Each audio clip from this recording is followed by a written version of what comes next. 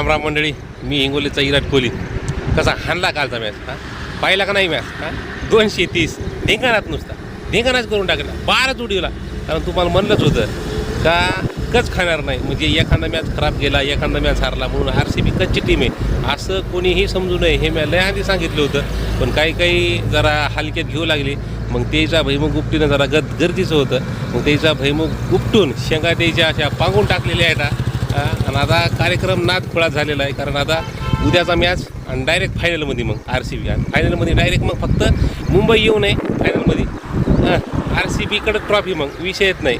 आणि कसं आता तुम्ही म्हणत असाल का इकडं असं रस्त्यानं कवून आलेलं आहे, तर ते 5 स्टार हॉटेलमध्ये कवा कसं मला गुदमरल्या वाणी होतं जेव्हा. आपण कसे शेतकरी माणसं मोकळ्या रानात मोकळ्या पटंगणात जायच्या तर सवय असते, त्यामुळे मी एकटाच असा पहाट बाहेर येत असतो. मोकळं वाटते, जरा फ्रेश वाटते. आणि एकदा फ्रेश वाटल्यावर मग आता कसं आजचा दिवस जरा असा आराम करायचा, कारण उद्या लय महत्त्वाचा मॅच आहे.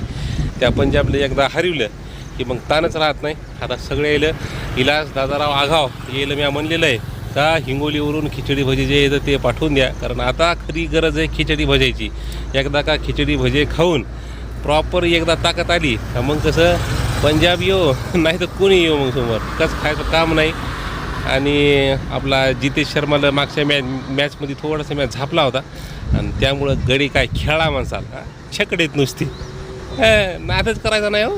बाकी आणखीन एक महत्त्वाची गोष्ट सांगायची का RCB फायनलमध्ये गेल्यावर काळं मौन्या मॅच पाहायला येणार आहे. त्यामुळं जेलं काळ्या मौन्याला पाहायचं आहे तर ताणलेली आहे. त्यानं दुआ करा का RCB फायनलमध्ये गेली पाहिजे, म्हणजे तुम्हाला काळ्या मौन्याला बी पाहता येईल आणि RCBला ट्रॉफी घेताना बी पाहता येईल, आहे का नाही.